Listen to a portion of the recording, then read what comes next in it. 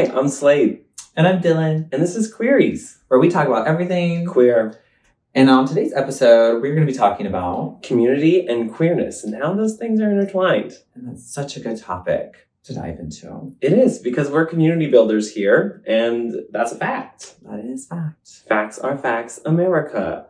Thank you. I feel like a good place to start with talking about our community and where it started was what linked us all together. Like, what was the cornerstone to where we all kind of just gathered and realized that these were our people.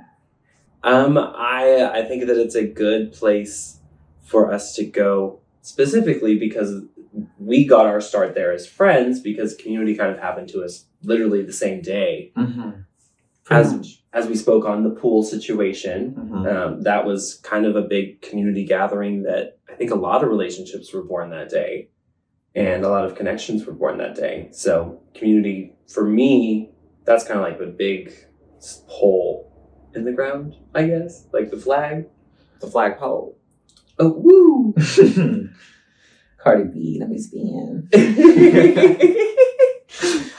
Yeah, meeting at the pool was definitely that cornerstone for me. It really got us all together. But just being in the sports league, really kind of relying on each other through that process and kind of learning to trust each other through exercise was a really nice thing. Mm-hmm. It really got me to be really social and not be afraid to like make fun of myself or to miss the ball or to mess up a dive or a dig. And I was just like, give it the best I got. And I felt like that attitude is what shined through, and so did other people's. And that's just what made it so unique and fun.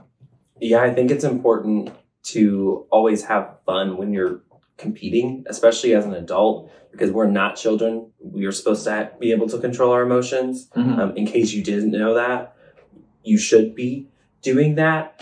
So whenever we're doing competitive things, we're allowed to be friendly and competitive because we're allowed to be adults about things and talk about it and be mad for like 2 minutes and then completely get rid of it because we're able to feel the feeling and get through it because the person didn't mean to upset us.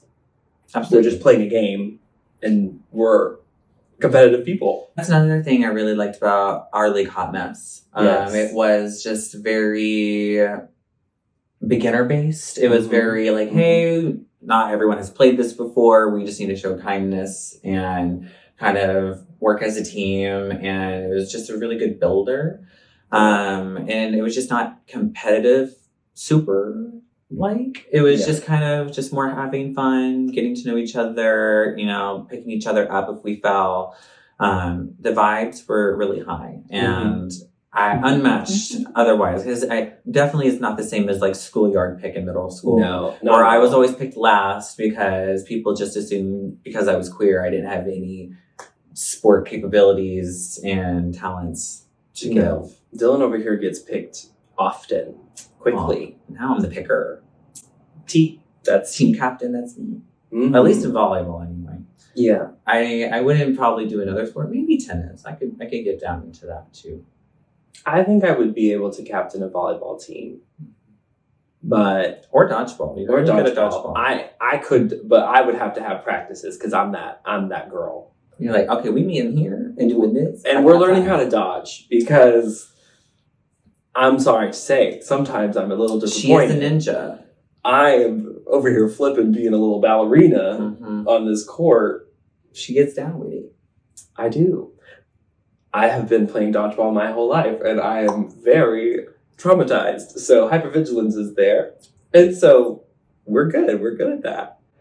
I do love that environment, though, allows for people to be authentically themselves and like that's authentically me. Whenever I get in that kind of setting, like I'm there, I'm ready to play, but I have a smile on my face. I'm giggling, making noises, throwing my little curveballs and running to the back.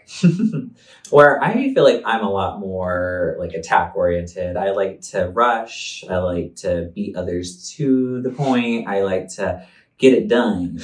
To the point of what? To the point of completion. Work. Okay. I don't know. I just enjoy just letting my whole heart go into it and kind of just, you know, other girls are Dodgers, some are, meat shields. Some are there to participate, and we love all of them. Exactly. And ourselves. And I think it's important to always remember that it's supposed to be social and it's supposed to be fun. So, like, we have to encourage people no matter how good or bad they are, because we're not going to say they're bad. There's just varying levels of good. Yeah. Because there's no expectation there.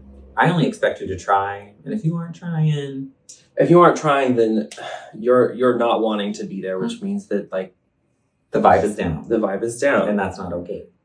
If you're wanting that kind of vibe to be picked up, let the people know. Usually that helps with music. That's another thing I really enjoy about our community is everybody is very in tune with music and each other's music and having blends with each other and adding just a lot of like open playlists for people to add whatever they want.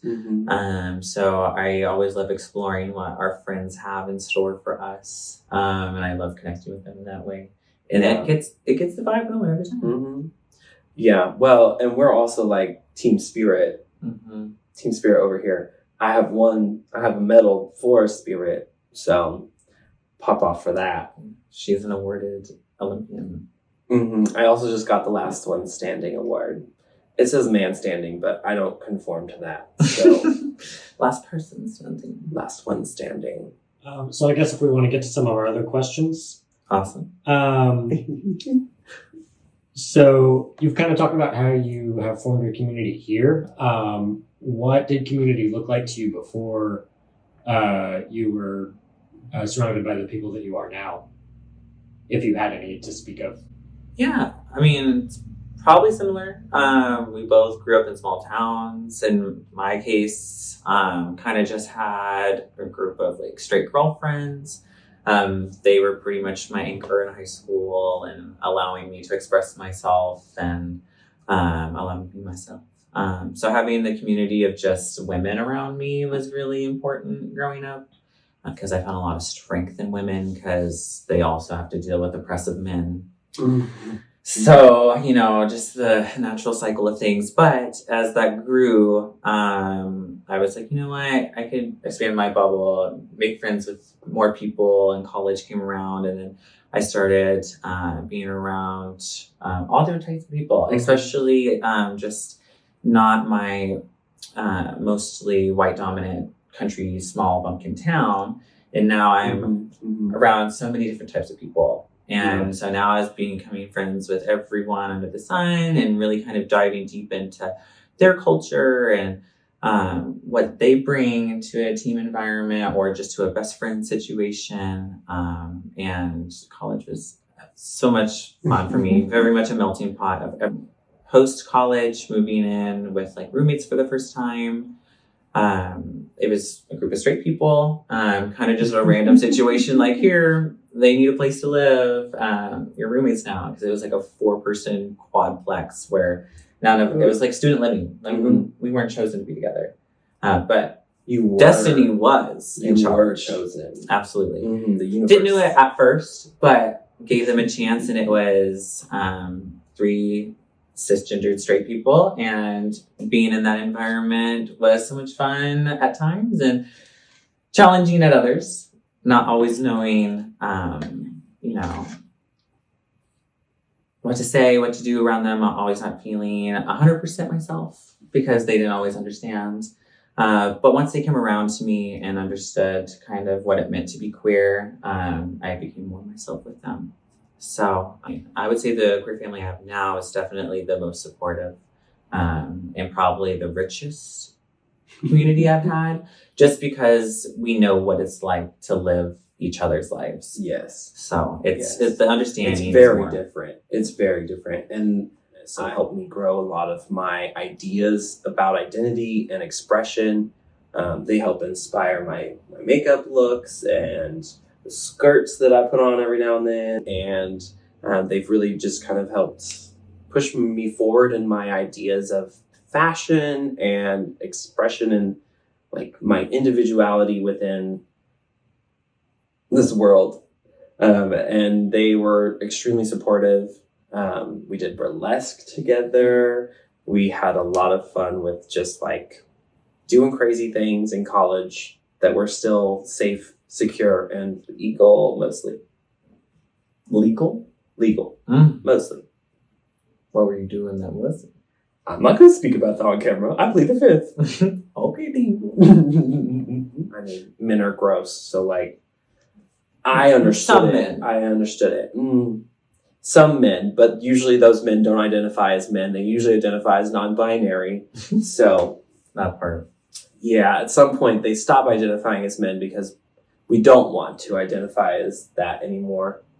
I feel like people just get put off from just masculinity in Yeah. general sometimes. Like people just think it's too aggressive. And that's just not where most people feel comfortable, I feel at. That's kind of like my whole push against the binary is being this like hairy but not super masculine person.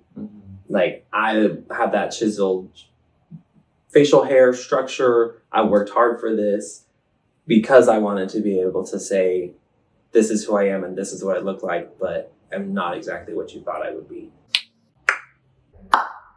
Can you just kind of talk about like your opinions on like the importance of community in general, how you feel like it's benefited or changed your life to find communities in your life that you feel connected to, and just kind of like the general need for togetherness that if you think that's like something that is a priority in your life.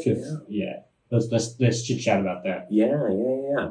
I think getting down to the root of like community being an aspect of wellness and it being so important to the human body and like the experience that we have that it literally contributes to our overall well-being. And so having a community to lean on and having a community to say like, this is mine, these are my people, these people help me, these people understand me, they see me, they hear me, they want me. That is an extremely important aspect of being just human. And like, it's a basic need. Yeah. I mean, community, especially ours, just gives me a lot of hope and a lot of strength and a lot of ease to know in my brain, at least, that if something was to go horribly wrong, I would have somebody to help. And whether that be just emotionally, physically, financially, whatever it may be, like we all just help each other in times of stress, and we don't like to see each other go through pain in that way. So we really try to always keep everybody in good spirit. Yes. Yeah. And it's important to be able to be vulnerable with the people that you care about because they can't care for somebody who they don't really know to the respect that you really deserve. Yeah, part. And so like if you want somebody to love you to that extent that you want to be loved, you have to let them into that extent. Show some effort. You know, it's not a take situation. You have to be able to say, hey, this happened to me in my life and it's never something I like to talk about because it really isn't anything I love to like address with somebody. Or acknowledge that happened. Yeah, because it's usually not something great. Or it's embarrassing. Yeah, but it's important to talk about those things with the people you care about because they want to be there for you in whatever capacity that can be. And if that means, hey, I have SA history and this man comes up to me at this bar, I need y'all to make sure that I'm safe because I can't do that kind of situation. Somebody needs to have their eyes on me. Especially when trauma is involved, it just feels like the community around you is like a little safety blanket. Because you know that they'll know what triggers you, you know, what upsets you, what makes you happy, what makes you excited. So just knowing and being vulnerable with a group of people is really beneficial in a lot of ways. It is really hard, especially at first, to know that you can't trust people because we've all had people who take advantage of our kindness and our vulnerability. And so it's just knowing that, hey, I got you, you got me, we got this. Yeah. And it's not like for me personally, it's not an everyday thing, or it is an everyday thing.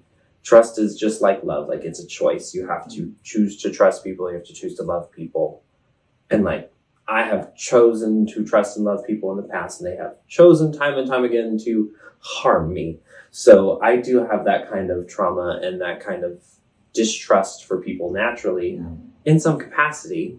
But I also work in a field that is all about working with people, for the people, like within their world, and doing what I can to support them in it. So I have a distrust of people for my own personal life, but I trust people outside of my personal life. Yeah. Because it's like, again, that vulnerability, that second I let somebody in, I'm allowing them to have another piece of me. Mm-hmm. And if that's too much, it's too much. And it can hurt me if something happens. But I've also learned, because of life and everything, that you have to just try and just be vulnerable, because vulnerability is bravery. And we aspire to be brave like the heroes that we grew up seeing and reading about. So do those things, even if you do get hurt, because all that means is you're going to get a lesson out of it. Well said, absolutely. And you also get free pet care. Oh, you're going on a trip. Can you watch my cats? That part. Yes, that I got part. you. That part. Comes with little perks like that. Mm-hmm. And people showing up to your birthday, and people showing Yeah. up to graduations and art exhibits and little meal get-togethers, literally anything and everything. Have a Taco Tuesday. Create traditions and habits with The people you care about. yes, precisely. Yeah. What's next, Mr. Producer? Yeah, I was like, that answered the first chunk, but you gave us 3 questions. What? I thought we answered all 3. I kind of rolled it into one. We didn't talk since it about was kind of a theme. this. But so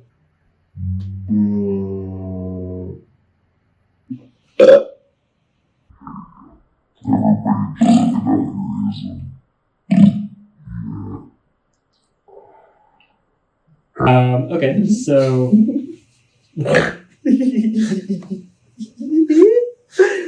Okay, what? Oh, God. get your peoples out.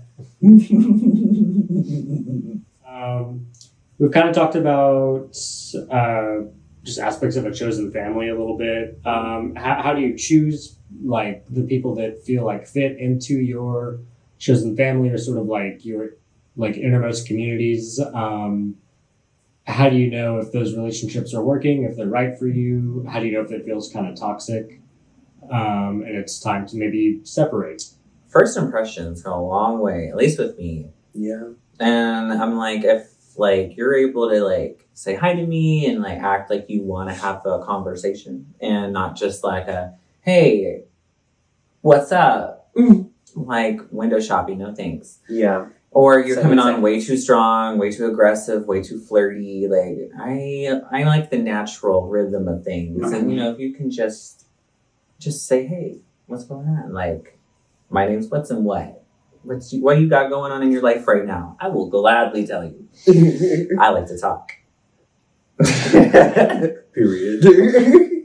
I think that choosing people is hard, and they kind of choose you. It was very natural, at least for me, every time Mm-hmm. when it comes to the right people finding me. Like, I was able to kind of find them. And it's an instinct. It's an instinct, but it's again putting yourself in the position to find different people too. Mm-hmm. You're not going to find new friends or new communities by sitting at home. Mm-hmm. It's just not how that is. Not how that works.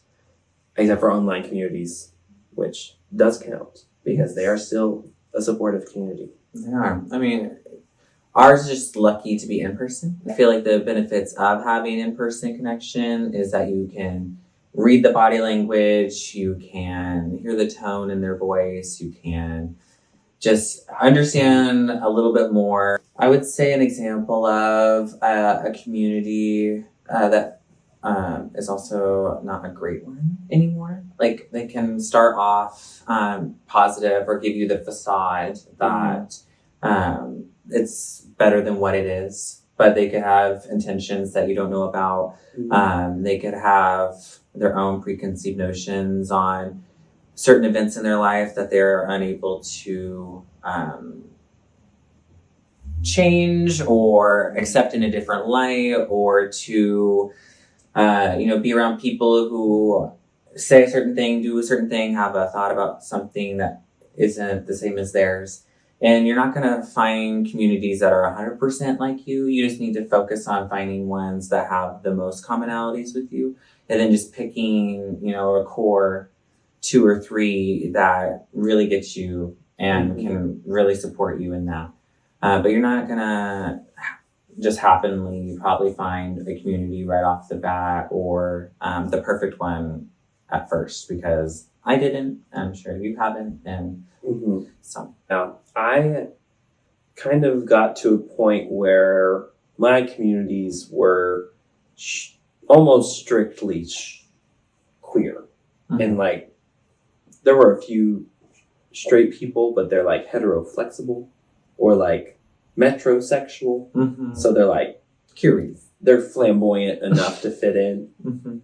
And they have the thought processes and the understanding and empathy for queer and BIPOC people. So like, those are people that I allow into my life now. People who do not have sympathy, empathy, or the ability to have those things for people who are different from them, I no longer attribute myself to, because they are not people I want to be around or talk to or interact with. Yeah, because I feel like I get along with most anybody. It's just like if someone has abused someone that I know, that's like a hard no for me. Yeah. People who constantly are negative or pessimistic or just rude. I don't really like that energy to be around. So I kind of just like look for things like that. I'm like, if the vibe's not vibing, then I don't want to become that person. So I'm not going to be around that person. Yeah, because you are a product of your environment. Being too close to that food, that's not so good. I don't want that nasty pear touching me and getting her worm and mold all over me. I don't know what this pear analogy is about. When you're like, it's like a nice fresh pear next to like a rotting pear, and it's like you're only as good as the people next to you, and it starts growing mold on like the nice pretty fruit. If I exchange pear for a different fruit, I understand, but I hate pears, so. Damn, I love me a good pear. Ugh, it's like eating wet sandpaper. No. I think it tastes good. It's juicy. I like juicy fruit. Happy for you. I'm happy for you. Anyways, what is a bad trait that you try to avoid in a situation, a group, a person? Or yourself. Or myself. Oh, we don't need to get into all that. Well, we could. What's the real tea? What's the real tea? I try to find people who are like me, but not directly like me. Because we're all very unique individuals, and hence the queerness. That's like an important part, is knowing. I like people who know that they're different, and I like people that know that they're special. They're special, and like they're making change in their own way, and they don't have to fit into the same mold that everybody else does. You're able to really shape yourself and be yourself and really be who you want to be nowadays. I feel like it's the world's your oyster. Politics comes into play sometimes when it comes into allowing you to be your full authentic self. But socially, I feel like it's getting to a point where I can be who I want to be most of the time and not be so afraid or not be so anxious all the time. Workplace, different story. But in public, definitely feel 100% to be myself most of the time. I mean, I would be remiss if I didn't have doubts or anxieties about it, but I also just have anxiety. So, like, it's just kind of there. But I do, like, I thought about wearing a skirt today, and then I put it on and I said, no, not today. Yeah. And I took it back off. And I put on these pants that are they're fun. They are fun. Woo. They're fun. So I was like, okay, it's gay enough. I always have to have like a hint of gay. Always. If not like the full send. But usually the full send is a lot more like very queer leaning than just gay. Because even my like next to no clothing outfits are very different. I got the bootyless chaps now. So we get our stuff from the HO collection. HOE? Ho ho ho, over you Santa? I don't get mine from Santa. Damn. I get Listen, mine you from don't ask a thrift bitch to spell, okay? Spell bitch. BICHT.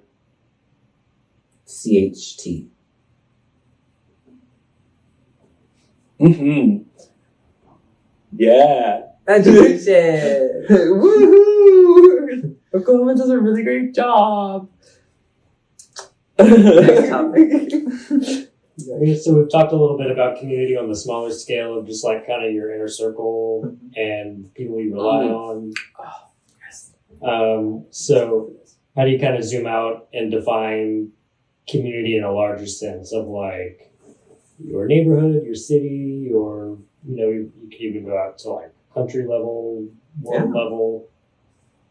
Community is where you find the most happiness and with those people. And I think it does have a limit on how grand it can be. Because like right now, this country is not a community because we're very divided and there's a lot smaller divided communities. And It's because we don't put the effort into actually social problems or social reform or just anything that has to do with us being each other. I feel like it's always money first, people second, and that's how it's always been ever since I've been young. And so finding and fostering a community is also that much more important because being around people who share those same fears and same persecutions and same bullshit that we have to deal with on a daily basis from people who don't even have a remote idea of what it's like to be queer is really challenging and very difficult, and it's not a space that I feel like we can thrive in, and it's just something that we have to constantly battle. But what we can do is control our own environment and put ourselves in places that support us, that will protect us, and try and find safe havens and places for us and our queer family to go and really enrich ourselves and still keep our community alive and our queer. Yeah. Something that I think is important to recognize that like even within the queer community, which is pretty tight-knit at this point, like people are very, I wouldn't say we're all united because of course there are still gay people who don't think trans people should exist, and that's hateful gay and Republicans and the hypocrisy of it all. Literally cannot. But it's one of those things that we have to recognize that like there are cliques and niches that form within our community that are then toxic to the community and that can harm the community because we allow them to fester and exclude. And like it's okay if things naturally kind of like you're not the same as somebody else, so like you don't hang out with them all the time, but it's hard to have that like shut off because we need to be somewhat open and like kind to every person in the community because they're going to need somebody to be kind to them. It's important to smile. Yeah, even if you're not like best friends or even close friends to a lot of people in the queer community, you know of each other and you still like respect each other. Like there's not very many people, at least in my opinion, that I consider to be like really toxic people in the community. Like there are some bad apples, but for the most part, I would say like 99% of queer people I know are good-hearted, natured people that just care about the community and care about social problems and really kind of making sure that we're all okay and together. I would even say that there's a community that we both kind of belong to, which would be like queers that love their nature, love their Mother Earth. Yes. I think that it's one of those things where I would say my mom kind of instilled this like desire to make sure that the planet was better.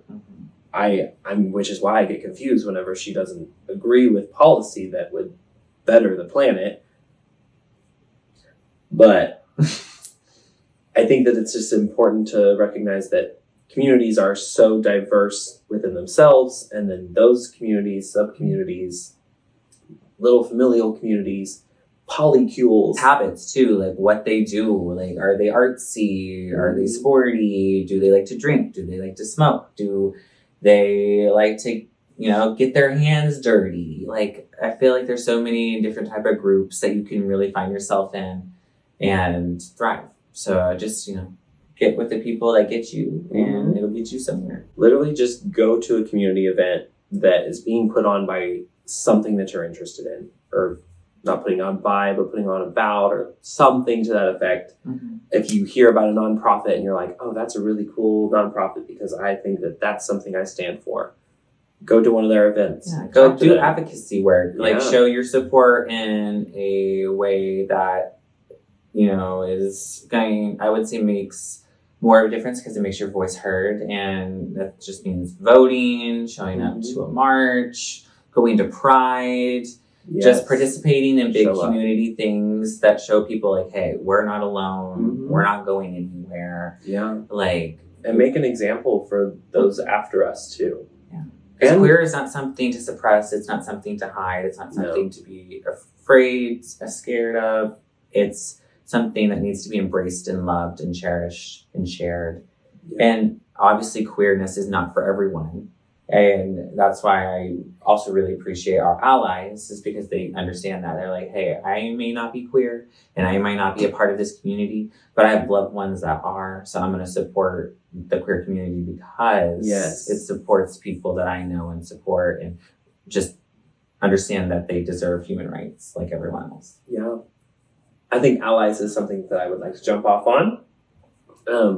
I think that allies should be very close to the queer people that they know, and they should be making sure that they're okay. Mm-hmm.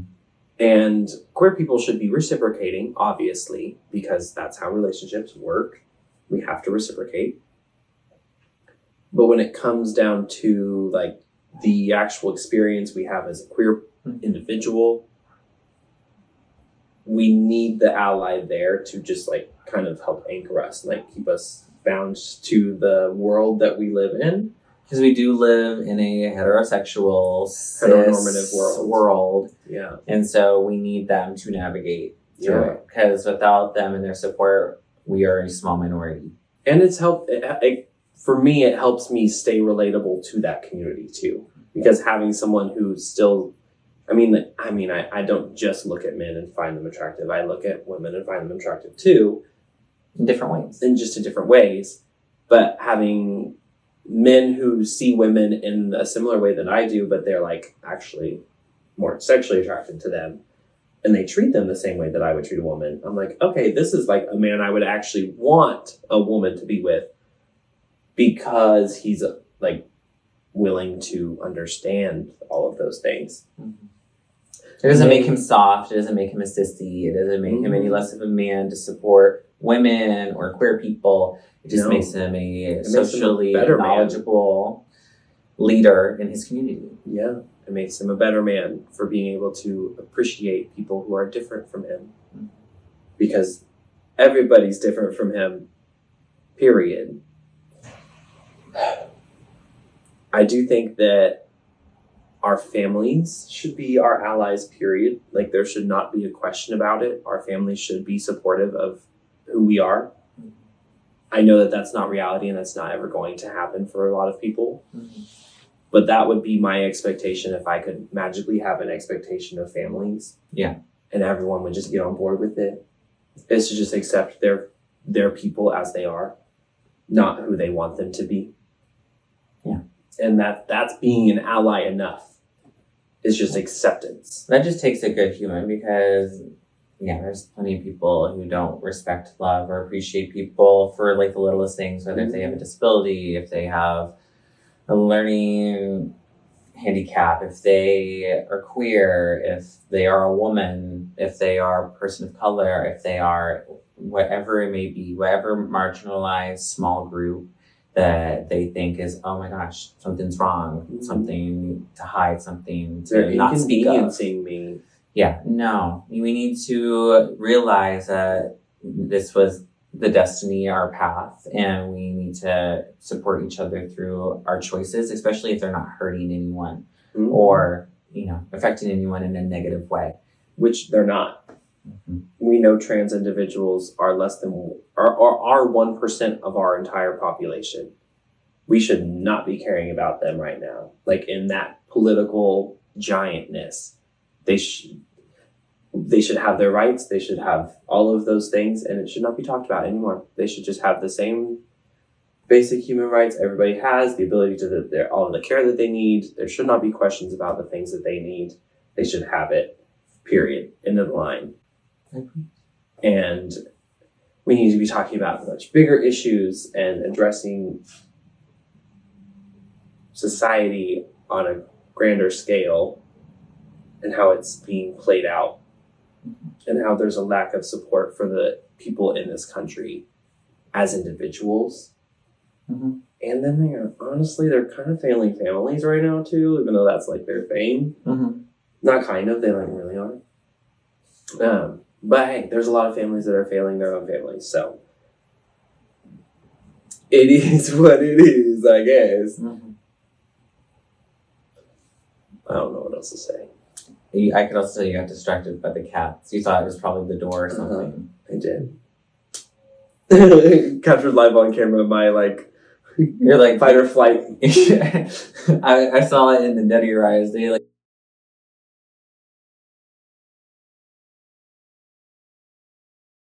They got small and you went,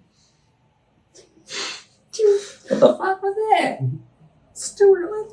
Kind of final question would be, how do you facilitate, or how do you suggest people facilitate communities or positive community structures in their own day-to-day lives?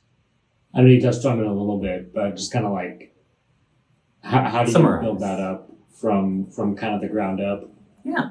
Yeah. It takes effort. It takes you realizing that you want to be something bigger than yourself. Yep. So join the group chats, join the group get-togethers, join the podcast, join everything that you can to get yourself one step closer to that community and just build connections and inroads and really network and just not be afraid to show someone who you are.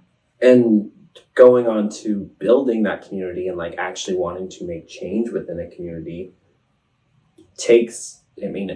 people say it takes a village to raise a child. I would say it takes a village to raise a queer person, a queer community too, because we're all in our own sub journeys trying to just become adults and like understand adulthood. Mm-hmm. Because the way we were raised is not necessarily computing with our views that we have anymore. And so we're all kind of having to reconstruct our mental scape of community too. And so I think it's good for us to give ourselves grace whenever we're trying to find a community and again, put yourself out there. And if it does not feel right, if the people do not make you feel good, you don't want to be there. But if you even meet one person at a get together who makes you feel very good, be open and vulnerable. Be their friend. At least be their friend. At least get a Snapchat or an Instagram or a phone number or something. Whatever the kids are doing these days. Hey, Grandpa. Get some digits, and allow that to foster. It doesn't have to be a romantic thing. It doesn't have to lead to anything other than a friendship. Like that, it's important to know that you can just build friendships. Not everything has to be about relationships that are romantic and sexual, and because intimacy is one of those things you don't have to be sexual for. Intimacy is beautiful, actually.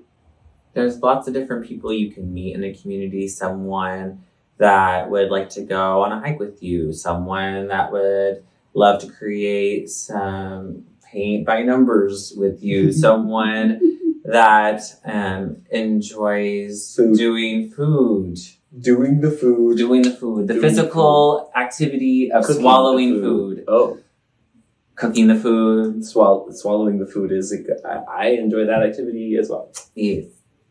Plants. Yes. The horticulturists, the stoners. Art.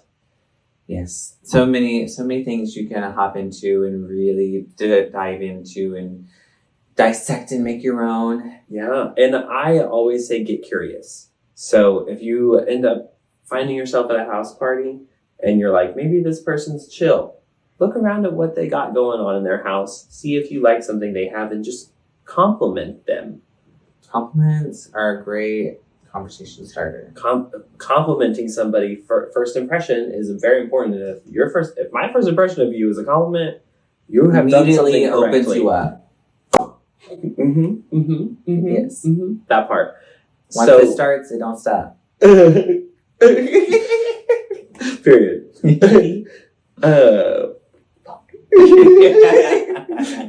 I got distracted by your hole. Which one? Both. Oh shit! All 6. I have 6. You do have 6. More Women have 7. That is tea. AFAB people have 7. Thank you so much for tuning in to this week's episode of Queeries, where we're queer, and that's fact. And we only talked about facts today.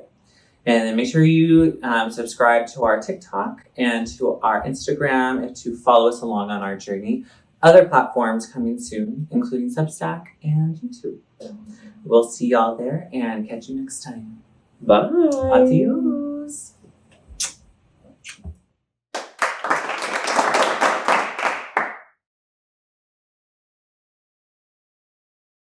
Let me rephrase that. Bad.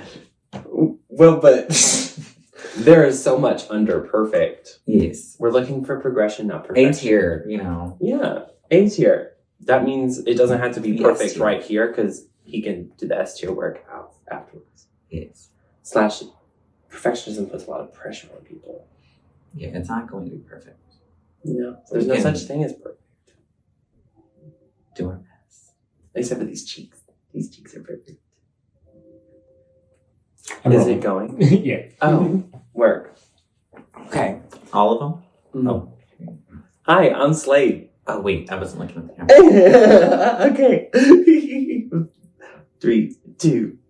Hi, I'm Slade. And I'm Dylan. And this is Queeries, where we talk about everything queer, And on today's episode, we're going to be talking about community and how queerness is intertwined into that. And that's such a fabulous topic that we're going to talk about. Yeah. And yes. Okay. Wow. Might as well just start from the top. Okay. From the top, make a drop. That's a wall. Ready? Thank you for what? Didn't realize the diva was yawning. My mouth was open because I was. Yay! Yay. Woo-hoo.